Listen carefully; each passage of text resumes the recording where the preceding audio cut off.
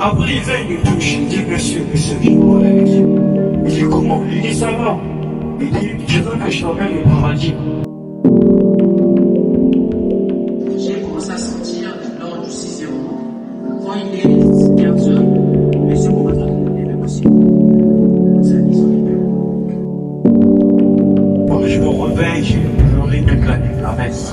J'ai pleuré de 3h jusqu'à 5h.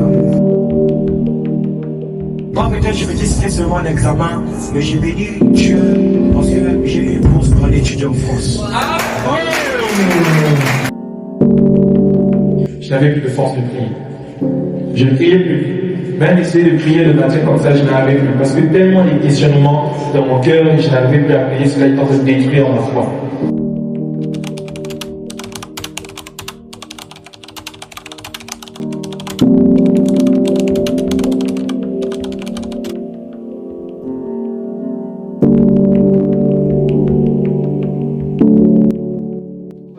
Mais lorsque tu rentres dans sa chambre, il pleure.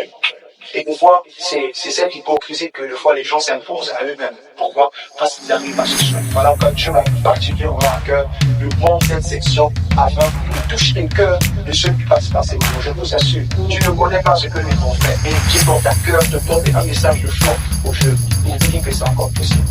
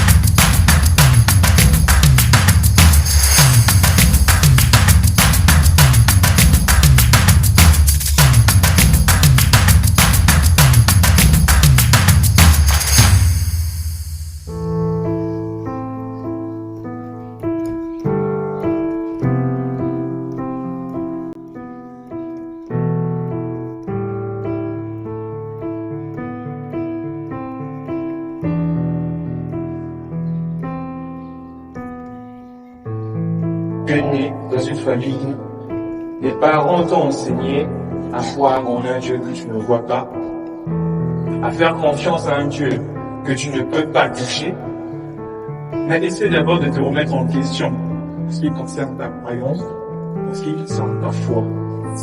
Étant donné que moi aussi j'ai fait des études en sciences, il m'a dit, mais toi tu fais des sciences.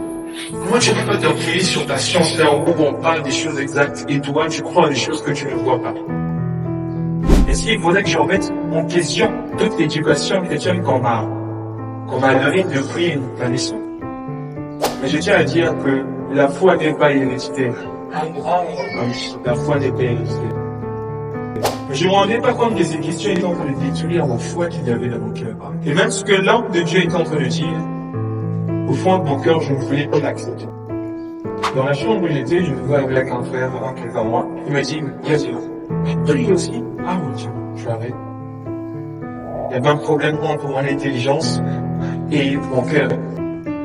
Je suis en train de dormir et j'ai fait un songe.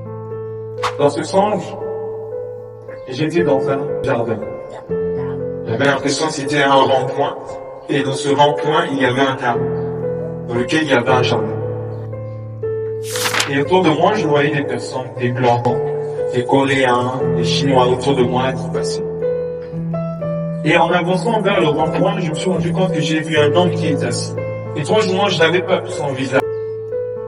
Véritablement, quand Dieu dit, quand la parole de Dieu dit, cherchez et vous me trouverez, c'est vrai. Chaque événement est lié. Et la diversité de défis ne change pas la mesure à prendre. La seule garantie dans chaque épreuve de la vie, c'est notre capacité à rester constant dans la foi. Notre objectivité face au combat. En réalité, une vie sans défi est une vie insipide. Ce qui peut faire quitter ta vie d'une simple existence à une histoire à raconter, c'est l'ensemble condensé des événements marquants au cours desquels ta foi a été mise à l'épreuve et dont tu t'es retrouvé face à toi-même. contraint à dépasser tes limites. Te retrouvons face à deux alternatives. Soit rester là et mourir, soit avancer sans savoir où tu vas, néanmoins en évoluant vers un avenir meilleur. Les pages de l'histoire sont encore vierges. La marge est encore sans rature. Les lignes ne comptent aucune tache d'encre et les cases sont occupées par aucune lettre. C'est à toi d'écrire l'histoire de ta vie.